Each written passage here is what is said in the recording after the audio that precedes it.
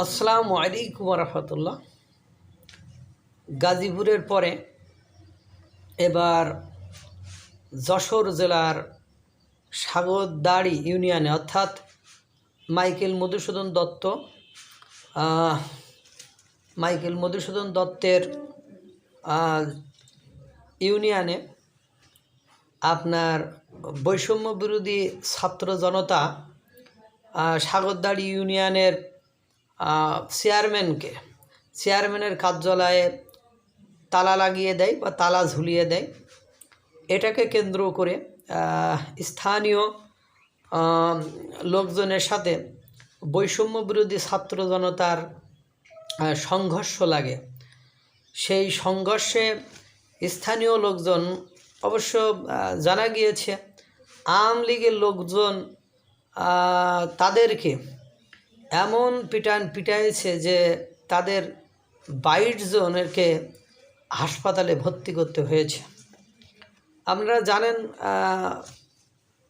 জুলাই গণঅভ্যুত্থানের পরে নতুন করে 6ই ফেব্রুয়ারি 7ই ফেব্রুয়ারি সারা বাংলাদেশে বৈষম্য বিরোধী ছাত্ররা তাণ্ডব চালিয়েছে এবং তারা বিভিন্ন স্থানে ভাঙচুর লুটপাট করেছে। তারই জের ধরে গাজীপুরের রাতে মোজাম্মেল হকের বাড়িতে যে ঘটনা ঘটেছিল, সেই ঘটনায় ইতোমধ্যে একজনের মৃত্যু হয়েছে। এরপরে সরকার নড়ে চড়ে বসেছে এবং বলেছে শক্ত হাতে সকল শ্রেণীর লোকদেরকে দমন করা হবে। তারপরও কি সাহস দেখালো যে এরা যে ইউনিয়ন পরিষদের চেয়ারম্যান, সে যদি অপরাধী হয় তার নামে মামলা হবে, মামলা হলে প্রশাসন তাকে গ্রেপ্তার করবে। সেটা না করে এই ছাত্র জনতারা বৈষম্য বিরোধী ছাত্র জনতারা সব জায়গায় সব স্থানেই তারা দাপট দেখাতে যাচ্ছে। তারা ইচ্ছা মতো যা খুশি তাই করতে চাচ্ছে। ইউপি চেয়ারম্যানের